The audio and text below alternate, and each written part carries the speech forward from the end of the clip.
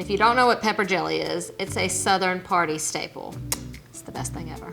Let's channel our inner grandmothers and turn these peppers into pepper jelly. I've got green and red bell peppers that I've already washed, and to that I'm also gonna add in some fresh jalapeno. You can make this traditional version, which is more sweet than anything else, or you can make hot pepper jelly. Substitute some of these green peppers for all jalapeno. We like it to look pretty because these little flecks of peppers are gonna float in the jelly. So this is not something I would do in the food processor. Crank out those knife skills, let's go.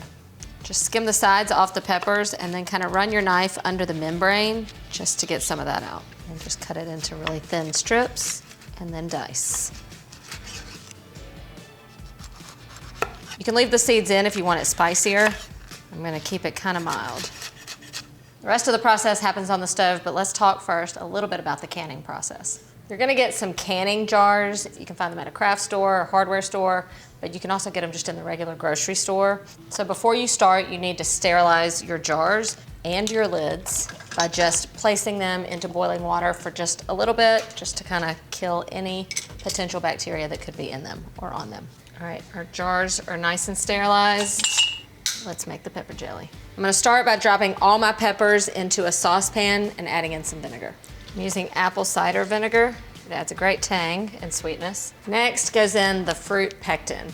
Pectin is naturally found in fruits, and it can help, kind of gelatinize a jelly. But you can buy the pectin, which you need when you're making your homemade jellies, because it just kind of helps speed that process along. Give that a stir and bring it to a boil. Now that the peppers have come to a boil, in goes the sugar. This is gonna make a lot of pepper jelly. All right, while everything is nice and hot, we're gonna ladle it into our sterilized jars. There are some canning kits out there that are real cute and make these perfect little funnels that fit right in. And you just wanna kinda act quickly while everything's hot. And you wanna leave a little room at the top. And then before you put the lids on, just wipe away any excess, and then on go the tops. The heat from inside is gonna help seal that jar. And the last one. This makes 6 8-ounce jars, or you can get the 4-ounce jars and double it up for great gifts.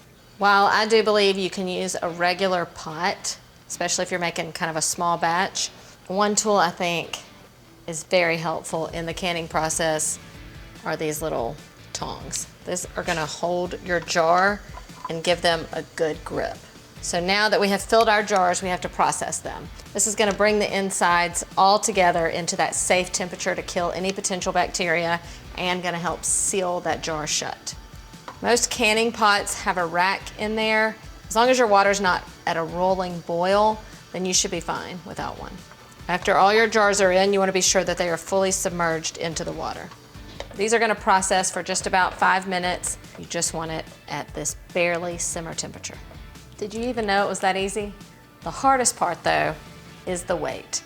You need to let these sit for at least a day, but they even get better with age, and these will last up to a year, maybe even longer. I'm gonna walk away, let these set up, and we'll enjoy them tomorrow. The wait is over.